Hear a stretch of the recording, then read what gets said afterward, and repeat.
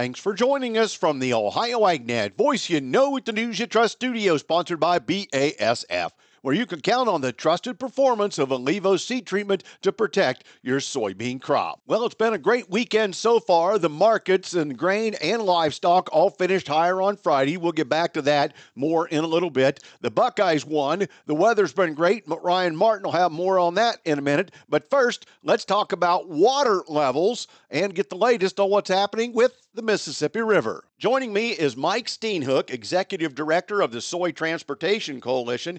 Mike, always great to catch up with you, and we talk about getting soybeans from here to their customers.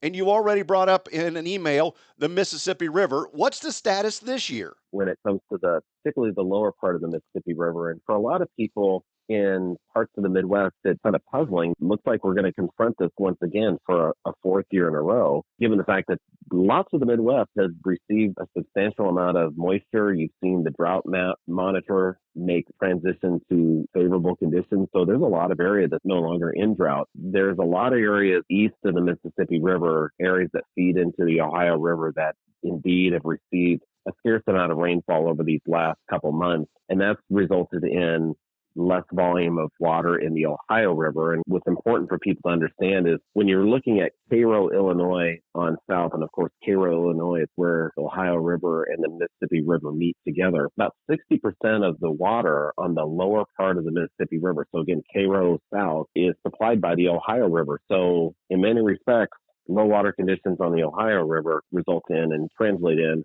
low amount of water on the lower Mississippi River. This is obviously something that's going to be on our radar screen and a potential source of concern as we proceed into harvest. Yeah, we want to get those beans to the market where they need to go, but there's also the return of those vessels coming north. And is fertilizer one of those big concerns as well? It is. You'll see more fertilizer shipments in the springtime, but there's always product that's not just moving south, there's product that's moving north. And obviously it also, there's non-agricultural products like salt for winter road application, coal, petroleum products, plastics. A lot of these inputs ultimately result in finished goods for the U.S. economy. So the inland waterway system is really critical for us. And even if you're in an area of the inland waterway system, let's say the upper Mississippi River, where the conditions aren't as concerning, at least as of right now, you have to look at the Mississippi River as a true supply chain, and you're only as strong as your weakest link. So even if conditions might be favorable where you're located, eventually that barge is going to get through that low water area. And so you as a barge loading operation, you're only going to load enough soybeans or grain or whatever the product may be to get through that abbreviated or restricted area due to low water. So it really does affect the whole supply chain when it comes to agriculture and the entire Mississippi River. I've been visiting with Mike Steenhoek, Executive Director of the Soy Transportation Coalition. Thanks, Mike. Today's weather brought to you by Seed Consultants. Simply better performance online at seedconsultants.com. Here's the forecast. Dry weather to start off this week. Labor Day holiday looking great. I'm Chief Meteorologist Ryan Martin. Let's take a look at that Ohio Ag Weather update. We're looking at sunshine, blue sky, slightly warmer temperatures today than what we saw over the weekend, and we're going to see slightly warmer temperatures tomorrow and Wednesday over what we see today. There is a minor disturbance trying to move through the lower Ohio Valley and Tennessee Valley. That may throw some cloud cover into southern parts of Ohio here later today. Maybe a few hit and miss scattered showers down near the Ohio River. That threat continues into tomorrow, but I don't think it's a big threat at all. Honestly, the next round of moisture that we see coming through is going to be on Thursday. Frontal boundary sweeping through the Buckeye State gives us anywhere from a tenth to 3/4 of an inch, coverage around 80% of the state. What's interesting, though, is what comes in behind the front. Much cooler air trying to dive down in as we finish the week Friday, Saturday, Sunday. Now, there are some folks out there, these so-called social media meteorologists that really want to kind of create all sorts of sensationalistic headlines for themselves. They've been talking about and really ramping up 30s and, oh my gosh, it's cold. All right, look, Minnesota, Wisconsin, sure. UP of Michigan, fine. Down this way, absolutely not. We're definitely going to be seeing cooler air come in for a day or two, but we're not looking at that kind of early season frost activity. Even with high pressure setting up over the later part of this weekend and into early next week, we're cool, but we're not that cold. So you heard it here first. We're going to continue to monitor the cool air as it comes down, definitely giving some hints of autumn, but by no means ending the growing season right after Labor Day. I'm Ryan Martin. And thanks, Ryan. Joining me is Jeff Lentz with Ag Revolution. And Jeff, farmers are really digesting this idea. Is it here to last? You know, are you going to be in business 10 years from now? So what's your reaction to all that? They've gone through a transition of dealers, and we want them to know that we're here. And we're just not in Ohio. We're in Western Kentucky, Southern Illinois, Southern Indiana. So we are embedded here. We're under the AGCO umbrella, and we're here to take care of the Ohio farmer. As we start to look and plan for seasons coming up and things, how far out do you work since you're coming to the farm? And if I need a new piece of equipment or I want to look at something new, when do we get in touch with you and how? They can they can go to our website, agrev.com. All of our locations are on our website. Give us a call. All of our sales reps' names and the numbers are on there as well. A farmer first philosophy. Yes. Do farmers question, what do you mean by that? And that's got to be fun to explain at times, doesn't it? It is.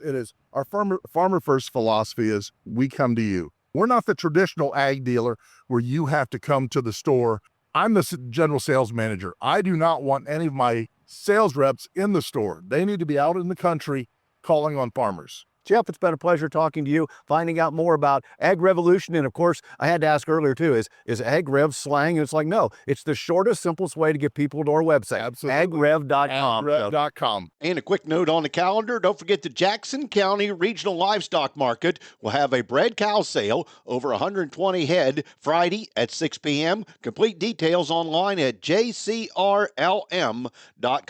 your livestock authority. Back with more after this. Biodiesel isn't just a fuel, it's a game changer for your engine, your wallet, and your farm. Cleaner burning and efficient, biodiesel enhances engine life, power, and fuel economy. Plus, it delivers real value, adding $1.33 to every bushel of soybeans grown. That's 13% more value per bushel, directly tied to the biofuels market. Ready to turn soybeans into power and drive with purpose? Learn how at soyohio.org. Get ready for the 63rd Annual Farm Science Review, September 16th through the 18th near London, Ohio. Explore hundreds of exhibits, field demonstrations, and educational sessions. Get pre-sale discounted tickets at participating OSU Extension offices, agribusinesses, or online at fsr.osu.edu. Plan your trip with the digital directory and mobile app, and follow Farm Science Review on social media. Don't miss the 63rd Farm Science Review, September 16th through the 18th. Joining me is John Musgrave, and we catch up at the Hancock County Fair. John, for this part of the state, give us a quick look across the fields. Things look pretty good coming in. Is it still, there's potential there, but we need rain? So start back at the beginning here. You get back. We had an early window in early April. Some guys took advantage of that, and it worked out very well. Some other guys took advantage of that, and it did not work out so well. So like with everything in farming, flip a coin, one of you is going to be right. I will say there was tremendous potential for a great crop in Hancock County. We started off on the right foot. We had timely rains. We had a great wheat harvest. Wheat was slightly down compared to what it was a year ago, but anytime you're combining in the high 90s, low hundreds on wheat, I don't think it's a time to complain. I think we may have taken a couple of steps in the wrong direction. I mean, a crop will do that when you see 8 or 9 weeks with no rain. Yes. So there's only so much you can ask of these modern day hybrids. I thought you were going to say the decision making, but in reality is you got it in the ground, you did all the things you could do. Mother Nature then takes it, and some years there are twists. Well, unfortunately in farming, 50% of the business isn't up to us. We can only control a little bit of it. So I think a lot of farmers did their best, put their best foot forward, and I think they were rewarded for that early on. I think with a great looking crop and a great potential. To finish it out from there, it's all up to Mother Nature. Mother Nature and business and industry and the genetics and the thought and thinking about bigger picture. How do we take what we've always done, because sometimes we've always done it that way, but we've gotten better at it and better products make that work as well? That's correct. I think it needs to come from an individual farm's standpoint. What they decide is most important to them. To some farms, it's cutting back on some certain things, cutting back on some of these higher inputs. I know this week alone, there's been a lot of talk about the price of phosphorus. There's a lot of talk about the price of 28% nitrogen. There's a lot of talk about that going around right now, and some of these very high input prices that we're probably going to be faced with for the growing year of 2026. So farmers are having to make a lot of decisions right now. Do we upgrade that piece of equipment? Do we do that part of maintenance this year? Do we do that tiling? Do we buy this seed? Do we buy this input? Do we do this certain form of crop protection? Maybe we need to switch to something like the H2 Ohio program and cover crops to earn a few more dollars an acre. These are all decisions that need to be made at an individual farm level. There are risk management and mitigation techniques out there you can use to try and give yourself a better percentage chance of coming out ahead. And I think farmers it would be behoove them to take advantage of those. Competitors coming into the market as a buyer of your end product also could support that decision in risk management. Absolutely. And in capitalism, just in general, competition is what makes it great. So when you have somebody like a Louis Dreyfus, or you have a Poets, or a Cargill, or you have Bunge, or if you have some of these end users out there, ADM, if you have these end users, that gives you an edge in the market. We are very fortunate in Northwest Ohio, just in general as a state. There are certain states where driving an hour and a half away, that's your local elevator. That's the only place you can go. That's it. Within an hour and a half of me, I've got 8, 10, 12 different places. I have an option. I have a plethora of varieties if I have the ability to store, or even in-season options. Kalmbach Feed is another great example. The chicken farm down in LaRue, the egg farm. I think things that farmers in this area have been and will continue to take advantage of and use these tools to help us survive through what may be some trying times ahead of us. Well, have a great harvest season. Be safe and take notes as you go. Absolutely. That's the number one thing. Be safe. Get home at night. Thank you. John Musgrave, my guest. Stay tuned. We'll take a look at the market analysis and the closing figures from Friday after this. Whether you're in the fields or on the farm, creating a safer work environment has never been easier. BWC's safety consulting services are included with your policy premiums and offer training and education for everyone in your farming operation. It's always the right time to make safety a priority. Visit bwc.ohio.gov or call 1-800-644-6292. The Ohio Bureau of Workers' Compensation, here to help you work safely. Today's market analysis is brought to you by the Louis Dreyfus Company. Excited to be building the newest state-of-the-art soybean crush facility in Upper Sandusky, Ohio. For marketing information of your beans to LDC, call 574-566-2113. With today's analysis, here's Ryan Martin. Grain markets finished a little bit stronger on a Friday. Kind of a surprise as corn really jumped into the close. But there is no trading action for Monday. It is the Labor Day holiday. We'll get back to normal trade overnight Monday night and go right on through the Tuesday time frame with normal daytime trade. So the stories from last Friday, a little bit of it was headline based. I would like to see some follow through or at least some confirmation of headlines before we get too super excited. But we are hearing that there are some purchasers out there on the corn side. Remember, we've said before on this program, low prices a lot of times cure at low prices. We'll see if there's any follow through. The weekly export sales report last week also, and this was on Thursday, but that report also had some surprisingly decent numbers in it, especially on corn. However, there was not a lot of soybean demand longer term that gave us any kind of serious thought process. But there are talks ongoing, and there is some hopefulness in the marketplace that maybe some kind of story comes together here as well. As we take a look at other markets out there, it was not just the livestock markets that got going late on Friday afternoon. Livestock markets put together a nice run as well. Live cattle, after suffering, or well, not suffering, bouncing around all week long, did finish with a strong triple-digit gain going into the close on Friday.